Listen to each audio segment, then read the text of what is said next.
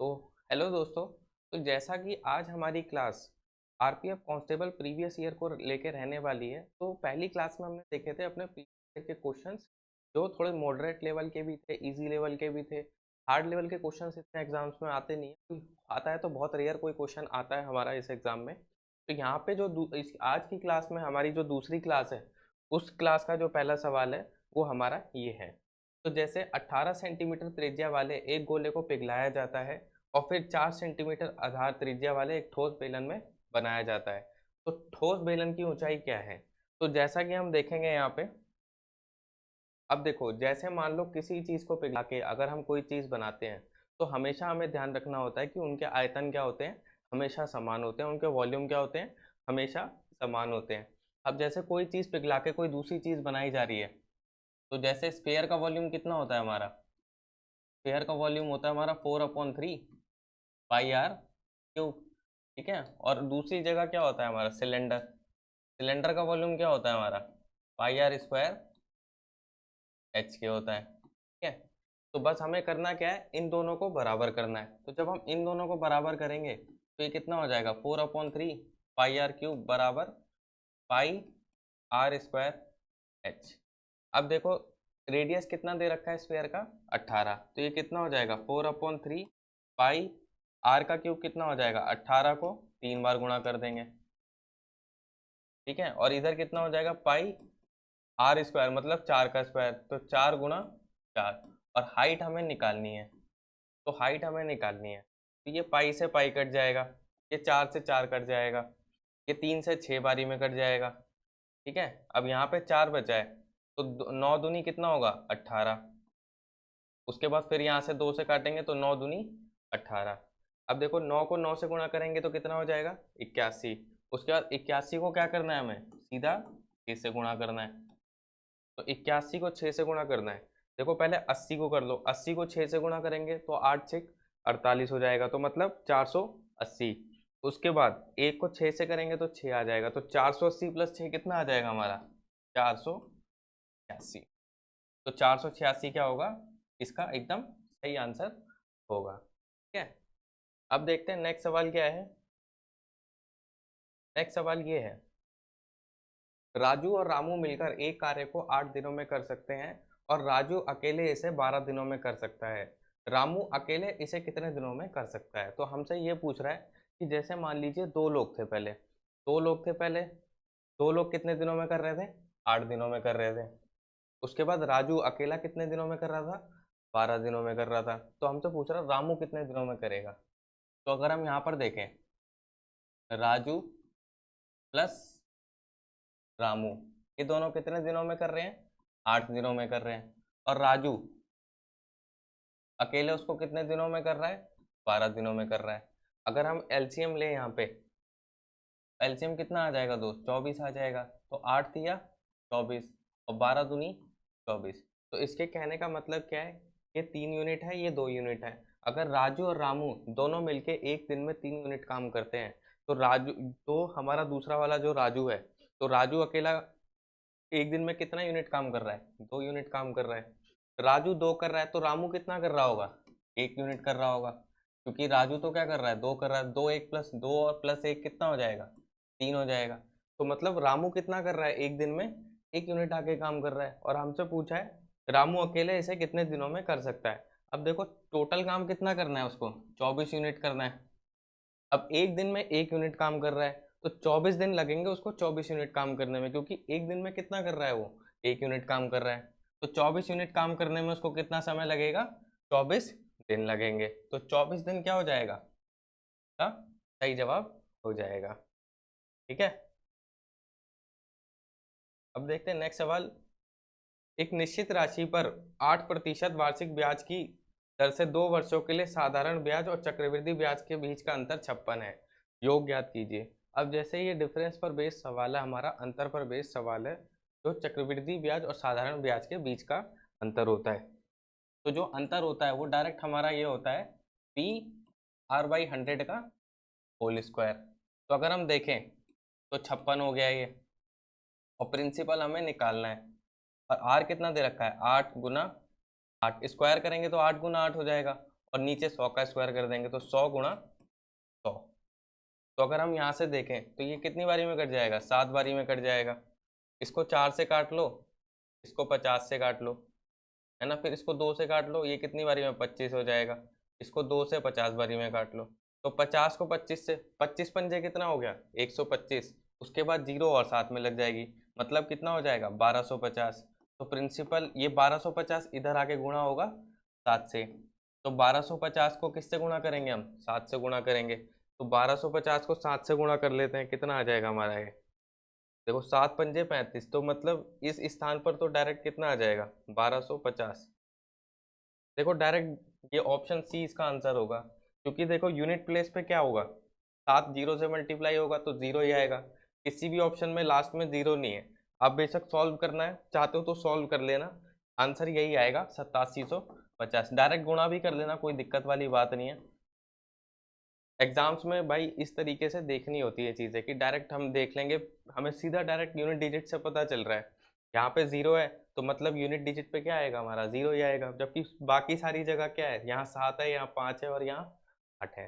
तो इस तरीके से भी बिल्कुल चौकन्ना रह के एग्जाम्स में टेक्निक यूज करनी है। ठीक है, अब देखते हैं नेक्स्ट सवाल क्या है हमारा।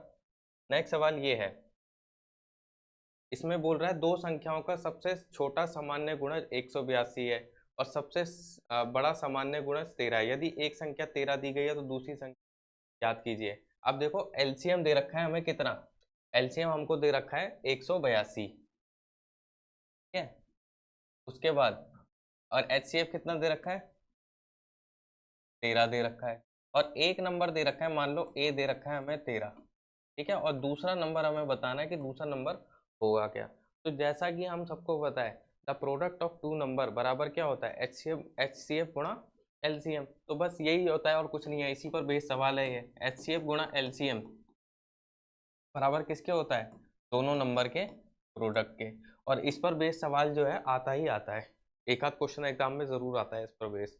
तो अगर हम यहाँ से देखें एचसीएफ कितना है दोस्त 13, एलसीएम कितना है 182, और उसके बाद एक संख्या कितनी है 13 और दूसरी संख्या हमें निकालनी है, तो डायरेक्ट 13 से तो 13 कट जाएगा, तो मान बचा क्या, बी बराबर कितना बचा 182।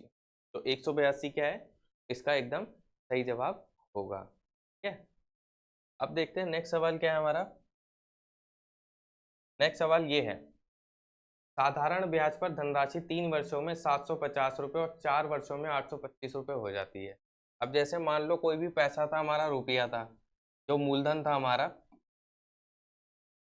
ठीक है, वो मूलधन हमारा हो रहा है 3 साल में कितना 750 रुपये हो रहा है, ठीक है, और यही मूलधन जो है हमारा कितना हो जा रहा है 4 वर्षों में 825 रुपये हो जा रहा है। यहाँ 4 साल लग रहे हैं, यहाँ 3 साल लग रहे हैं, तो 4 साल और 3 साल में अंतर कितने का होगा दोस्त, यहाँ पे मतलब अंतर होगा 1 साल, और इन दोनों का अंतर कितना होगा, देखो 750 में 50 जोड़ो 800, 50 में 25 जोड़ोगे तो 825, तो 1 साल का अंतर जो होगा हमारा वो कितना आ गया 75 रुपये। अब देखो डायरेक्ट यहाँ से 3 साल में देखो, तो 3 साल का कितना हो जाएगा, डायरेक्ट 3 से गुणा हो जाएगा, तो 3 गुना 75 कितना हो जाएगा 225। तो मतलब क्या है, देखो 3 साल में 750 हो रहा है, अगर मैं यहाँ से 225 आऊँगा वापस पीछे माइनस करके तो मेरा मूलधन आ जाएगा। तो 750 में से मैं क्या कर दूंगा 225 को माइनस कर दूंगा, तो 750 में से माइनस कर दूंगा तो 200 माइनस करूंगा तो 550 आ जाएगा, 25 माइनस करूंगा तो वापस कितना आ जाएगा 525। तो 525 क्या हो जाएगा, इसका एकदम सही जवाब रहेगा। देखो कुछ भी नहीं है, आसान सा है, 3 साल में पैसा 750 रुपये हो गया, 4 साल में रुपया कितना हो गया 825 रुपये हो गया, इन दोनों का अंतर देगा 3 साल 4 साल में अंतर कितने का 75 का, ठीक है। अब देखो हमें यहाँ से यहाँ कितना लग रहा है 3 साल लग रहा है, तो 3 से मैंने गुणा कर दी, तो 3 साल में जो ब्याज मिला वो कितना मिला 225 रुपये। अब मेरे को मूलधन निकालना है, तो मूलधन निकालूंगा तो 3 साल का ब्याज जो है वो मैं माइनस कर दूंगा, 3 साल में पैसा इतना था, तो ये ब्याज मैंने 225 रुपये जो था इसको माइनस कर दिया, तो 750 में से 225 गया, तो यहाँ पे मूलधन कितना आ गया 500। तो 525 क्या है, इसका एकदम सही जवाब हो जाएगा, ठीक है। अब देखते हैं नेक्स्ट सवाल क्या है। अब जैसे यहाँ पे है ए और बी का अनुपात कितना है 3 और 7, तो हमें बताना है 2a प्लस 3b और 3a प्लस 2b का अनुपात। देखो यहाँ कुछ नहीं होता, डायरेक्ट सीधा अनुपात लिख दो। a बाई बी कितना दे रखा है हमें, 3/7। मतलब यहाँ सीधा मान लिख दो, a का मान 3 है और b का मान 7 है। तो ऊपर अगर हम देखें तो 2, a की जगह क्या रख देंगे 3 प्लस 3, और b की जगह क्या रख देंगे 7। ठीक है, रेशियो लगाए तो बटा लगा देंगे नीचे। तो 3, a का मान कितना है 3, फिर उसके बाद b का मान कितना है 2, और b का मान है कितना 7। 7 या 21, 21 और 6 कितना हो जाएगा दोस्त, 27 ऊपर हो जाएगा। 7 दूनी 14 और 3 तिया 9, 14 और 9 कितना हो जाएगा 23। तो ऑप्शन सी क्या हो जाएगा, इसका एकदम सही जवाब हो जाएगा। ठीक है, अब देखते हैं नेक्स्ट सवाल हमारा क्या है। नेक्स्ट सवाल ये है, एक दुकानदार दो वस्तुओं को 891 रुपये प्रति वस्तु की दर से बेचता है।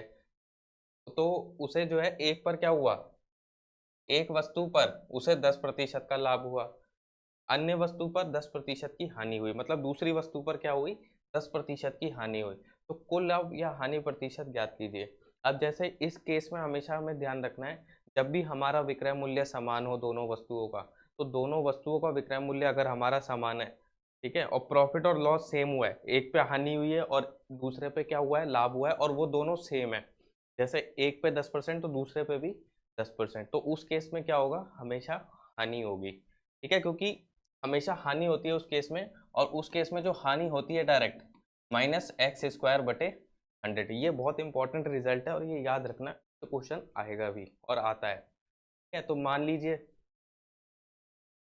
अगर मैं यहाँ रखूँ x के बदले 10 रखूँ तो कितना हो जाएगा, -10 × 10 बटे 100। तो ये 0 से 0 है, 0 से 0 तो -1। तो -1 का मतलब क्या है, 1% की हानि। माइनस का कहने का मतलब है कि हानि होगी, मतलब 1% का क्या होगा, लॉस होगा। तो 1% का लॉस होगा, तो ऑप्शन बी क्या होगा, इसका सही जवाब हो जाएगा। ठीक है, अब देखो यहाँ पर क्या है, साधारण ब्याज पर एक धनराशि 3 वर्षों में 100 रुपये हो जाती है।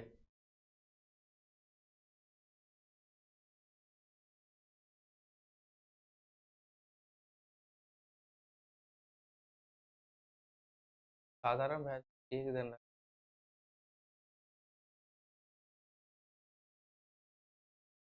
ये शायद हिंदी फिर गलत लिखी हुई है इसकी, हिंदी गलत है, हिंदी मत पढ़ना इसकी। अब जैसे यहाँ पे एक सिंपल इंटरेस्ट 3 साल में कितना हो जाता है 1240। देखो 3 साल में पैसा कितना हो जाता है 1240 हो जाता है, सेम उसी टाइप का सवाल है ये। ठीक है, उसके बाद 5 साल में कितना हो जाता है, 5 साल में हो जाता है 1400 रुपये। अब देखो 5 साल और 3 साल में अंतर कितने का, 2 साल का। तो ये 2 साल का अंतर है कितना, 1400 में से 1240 गए तो कितना बचा, 1240 में 60 जोड़ो 1300, 1300 60 प्लस 100 कितना हो जाएगा 1400 हो जाएगा। तो एक साल में कितना ब्याज मिलेगा, 80 रुपये मिलेगा। तो एक साल में 80 रुपये ब्याज मिलेगा। अब देखो अगर हम इसको 3 साल में देखें, 3 से डायरेक्ट गुना कर देंगे तो 3 × 80, 240। 3 साल में कितना मिलेगा 240, मतलब यहाँ से कितना पीछे आना है -240। 1240 में से 240 माइनस करोगे तो कितना आ जाएगा यहाँ पे, 1000 रुपये आ जाएगा सीधा। ऑप्शन कौन सा होगा, ए सही जवाब हो जाएगा। उसी टाइप का क्वेश्चन था, आसान सा क्वेश्चन है वो। ठीक है, अब देखेंगे नेक्स्ट सवाल क्या है हमारा। अब जैसे यहाँ पे है, एक बल्ब उत्पादक कंपनी कुल उत्पाद का, मतलब एक बल्ब उत्पादक कंपनी के मूल उत्पाद का 13% दोषपूर्ण पाया। यदि गैर दोषपूर्ण उत्पादों की कुल संख्या 5607 है तो कुल दोषपूर्ण उत्पादों की संख्या बताएं। तो मतलब डिफेक्टिव पीस कितने हैं कंपनी में, 11% हैं, और नॉन डिफेक्टिव पीस कितने होंगे, 100 में से 11 जाएंगे तो कितना हो जाएगा दोस्त, 89। अब जैसे 100% प्रोडक्ट होंगे, कोई भी प्रोडक्ट होंगे वो 100% ही तो होंगे। अब 100 में से 11 क्या है, डिफेक्टिव है, और 89 क्या होंगे हमारे, नॉन डिफेक्टिव होंगे। तो 89 नॉन डिफेक्टिव और डिफेक्टिव 11। तो अब नॉन डिफेक्टिव वालों का मान कितना दे रखा है 5607, तो डायरेक्ट लिख सकते हो यहाँ पे 89 का मान कितना है हमारा 5607, और हमें निकालना किसका मान है, 11 का मान निकालना है, डिफेक्टिव वालों का मान निकालना है। एक का मान कितना हो जाएगा यहाँ से 5607/89। अगर मैं 11 से दोनों तरफ गुणा कर दूंगा तो 11 का मान आ जाएगा। ठीक है, अगर हम इसको 89 से काटें, 89 से अगर हम इसको काटें कितनी बारी में कट जाएगा? 89 से। 89 से ये कटेगा हमारा 5 6 बारी में कटेगा पहले तो। 89 सिक्सा कितना हो जाएगा? 9 6 54। 89 सिक्सा कितना हो जाएगा? 9 6 54 हो जाएगा हमारा। और यहाँ बचेगा 5। 8 6 48, 5 53। तो यहाँ पे कितनी, यहाँ पे 534 6 बारी में कटेगा। उसके बाद कितना बचेगा? 26 और 7। 26 और 7 267। तो 267 को अगर हम काटेंगे तो 90 या 270, अगर -3 कर देंगे तो डायरेक्ट 3 बारी में कट जाएगा। 63 को 11 से गुणा करेंगे तो कितना आ जाएगा हमारा? 63 को 10 से गुणा करेंगे तो 630। 630 में एक 63 और जोड़ देंगे, 60 90 और 3 93। कितना हो जाएगा दोस्त ये? 693। 693 क्या हो जाएगा? इसका एकदम सही जवाब हो जाएगा। ठीक है, अब देखते हैं नेक्स्ट सवाल क्या है हमारा। बस कैलकुलेशन था हल्का फुल्का, वो भी कुछ नहीं था इसमें। अब जैनों को फ्रेंच में 80 में से 65, अंग्रेजी में 100 में से 89, स्पेनिश में 70 में से 58 और जापानी में 50 में से 40 अंक मिले, उसके द्वारा प्राप्त अंक का कुल प्रतिशत क्या? अब जैसे स्कूल में हमारे नंबर आते थे ना रिपोर्ट कार्ड में, सेम उसी तरीके से यहाँ पे परसेंटेज निकालनी है। 80 में से कितने आए? 65 आए। ठीक है, उसके बाद 100 में से कितने आए? 89 आए। ठीक है, उसके बाद स्पेनिश में 70 में से कितने आए? 58 आए। ठीक है, और जापानी में कितने आए? 50 में से 40 अंक में। ठीक है, अब देखो इस साइड के टोटल कर लो और इस साइड के टोटल कर लो, तो कितना हो गया ये? 100 170 50 220 और 80 कितना हो गया? 300। अब इधर के नंबर देख लो, कितना हो जाएगा? 8 9 17 और 5 22, 2 आ जाएगा इधर, 2 आ जाएगा इधर। 8 6 14 2 16, 16 5 21 और 4 25। तो 300 में से उसके कितने नंबर आए? 252। 252 बटे 300 गुणा, अगर हम इसको काटें यहाँ से, इनसे कट जाएगा। 3 से काटेंगे तो 8 3 24, एक बचेगा ना, एक बचेगा यहाँ पे। उसके बाद 3 चौक 12, इधर 84 से कट जाएगा ये हमारा। अब ये फ्रैक्शन में पूछा है तो यहाँ से 100 से मल्टीप्लाई मत करो, डायरेक्ट काट दो। अगर डायरेक्ट फ्रैक्शन में पूछा है तो इस 84 को क्या कर देंगे? डायरेक्ट 100 से डिवाइड कर देंगे तो कितना आ जाएगा? 0.84। ऑप्शन डी क्या हो जाएगा इसका? एकदम जाएगा। क्या स्कूल टाइप का क्वेश्चन, जैसे स्कूल टाइप में रिपोर्ट कार्ड बनती थी उसी के ऊपर ये सवाल था। अब यहाँ पर देखो, एक उस अंक गणितीय प्रगति का औसत ज्ञात कीजिए जिसका प्रथम पद 33 है और अंतिम पद 45। इसे मतलब आसान क्वेश्चन जो है कुछ हो भी नहीं सकता। तो जैसे प्रथम पद, बस कुछ नहीं करना होता, प्रथम पद प्लस अंतिम पद डिवाइडेड बाई 2। तो क्या होगा? प्रथम पद प्लस अंतिम पद डिवाइडेड बाई 2। तो 33 प्लस 45 कितना हो गया? 88। 88 को 2 से भाग कर देंगे तो कितना हो जाएगा दोस्त? सॉरी 78 होगा ये। 78 को 2 से भाग कर देंगे तो कितना हो जाएगा? 39। 39 मतलब ऑप्शन बी क्या हो जाएगा? सही जवाब। ठीक है, अब देखो नेक्स्ट सवाल क्या है। यदि सुनील एक बॉक्स से 16 आकाशगंगा चॉकलेट खाने में सक्षम है जिसमें से 25 चॉकलेट है, बॉक्स में कितनी प्रतिशत चॉकलेट शेष है? अब देखो बॉक्स में टोटल चॉकलेट हैं कितनी? 25। अब 25 में से 16 तो वो बंदा खा गया, तो शेष चॉकलेट कितनी बची होंगी? 9 बची होंगी। 25 माइनस 16 कितना हो जाएगा? 9। और बॉक्स में चॉकलेट है कितनी टोटल? 25। और परसेंटेज में पूछ रहा है तो 100% से गुणा कर देंगे। तो 25 से काटेंगे 4 बारी में कट जाएगा। 9 चौक कितना हो जाएगा? 30% क्या हो जाएगा? सही जवाब। बस आसान सा क्वेश्चन है बिल्कुल एकदम, इसी टाइप के क्वेश्चन पेपर में आते हैं, सब प्रीवियस ईयर क्वेश्चन है। अब देखो यहाँ पे क्या है, दूध की कीमत 25 रुपये से बढ़कर 28 रुपये कर दी गई, तो कीमत में प्रतिशत वृद्धि ज्ञात कीजिए। अब जैसे 25 का माल कितने में चला गया? 28 में चला गया, तो कितने रुपए का प्रॉफिट हुआ? 3 का प्रॉफिट हुआ। और कितने के ऊपर हुआ? 25 के ऊपर, गुणा 100%। तो यहाँ से काटेंगे 4 बारी में, तो 4 दिया कितना हो जाएगा? 12। तो 12% क्या हो जाएगा? इसका एकदम सही जवाब रहेगा। क्या समझ में आ गई बात? आसान सा सवाल है बिल्कुल। देखो 25 की चीज 28 में बेच दी, 3 रुपए का प्रॉफिट हुआ। और प्रॉफिट होता किस पे? क्रय मूल्य के ऊपर होता है, जिसमें जो आपकी लागत लगी है। अब देखो नेक्स्ट सवाल क्या है, पहली और दूसरी धनराशि का अनुपात 7:8 है। यदि पहला योग 35 है तो दूसरा योग क्या होगा। इस टाइप के क्वेश्चन हम में आते हो, इससे कुछ हो भी नहीं सकते। जैसे मान लो 7/8, ठीक है, ये मान लो 35/x है। तो देखो 7 का मान कितना दे रखा है, ये इसका 5 गुना है, तो ये भी डायरेक्ट कितना होगा, इसका 5 गुना होगा। पहले 7 का मान सीधा देखो ना, पहला योग कितना है 35 है, तो 7 पंजे कितना हो गया 35, तो 8 पंजे कितना हो जाएगा 40। 40 क्या हो जाएगा, हाँ, सही जवाब हो जाएगा। अब देखो यहाँ पे क्या है, एक दुकानदार एक उत्पाद को 1368 रुपये की दर से बेचता है और 12.5% का लाभ कमाता है। वस्तु के खरीद मूल्य के आधे के बराबर राशि क्या होगी। खरीद मूल्य के आधे के बराबर राशि क्या होगी। अब जैसे देखो 12.5% क्या होता है हमारा दोस्त, सबको पता है 1/8 के बराबर होता है, नहीं पता तो पता भी होना चाहिए। 12.5% क्या होता है 1/8, ठीक है, तो 1/8 होता है, मतलब क्या है 8.5 का प्रॉफिट, मतलब 8 का माल उसने कितने में बेच दिया, 9 में बेच दिया। तो यहाँ पे देखो सेल कितने में कर रहा है 1368 में, 8 की खरीद थी 9 में बेच दिया, और ये 9 में बेचा, सेल कितने में किया है 1368 में किया है, ठीक है। तो अगर हम इसको काटें तो 9 एकम 9 हो जाएगा, 4 6 9 पंजे 45 के बाद 2, ठीक है, तो एक का मान कितना हो गया 152 हो गया। और हमें इसका बताना है जो क्रय मूल्य है उसके उसका आधा हमें निकालना है। यहाँ पे बोला है ना क्रय मूल्य के आधे के बराबर राशि क्या है, तो क्रय मूल्य 8 है, तो हमें बताना क्या है 4 का मान बताना है। तो सीधा 4 से दोनों तरफ गुणा कर देंगे, तो 4 गुना 152, 150 को 4 से करेंगे तो 600, 2 चौक 8, तो 600 प्लस 8 कितना हो जाएगा 608, तो 608 क्या हो जाएगा, इसका एकदम सही जवाब हो जाएगा, ठीक है। अब देखते हैं नेक्स्ट सवाल क्या है। नेक्स्ट सवाल ये है,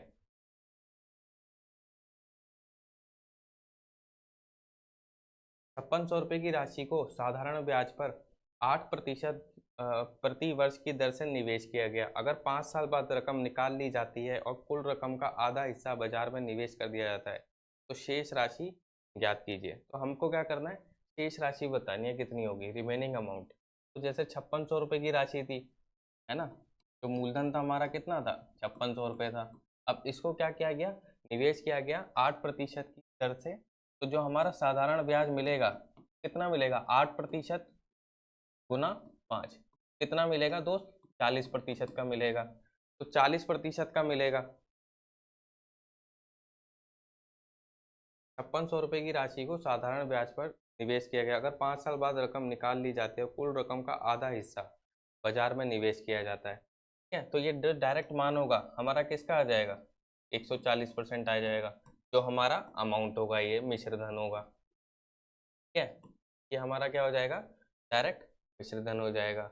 अब हमें करना क्या है, इसका आधा बताना है कि आधा अगर हम इसका करेंगे तो शेष राशि कितनी होगी। अगर हम इसका आधा कर दें तो आधा कितना हो जाएगा 70%, और इसका 70% डायरेक्ट कितना हो जाएगा, तो सीधा डायरेक्ट हम कर देंगे यहाँ से 5600 गुना 70 बटे, अगर हम इसको काटें 2 जीरो से 2 जीरो कट जाएगी, 56 को 7 से गुणा कर दो, 7 छिक्के कितना हो जाएगा दोस्त 42, उसके बाद 4 बचेगा, 7 पंजे 35, 3 और 4 39, तो ये कितना हो जाएगा 3920। तो मतलब क्या होगा ऑप्शन बी क्या हो जाएगा इसका एकदम सही जवाब, ठीक है। अब देखते हैं नेक्स्ट सवाल क्या है हमारा, आसान आसान से ही क्वेश्चन है भाई ये, ठीक है।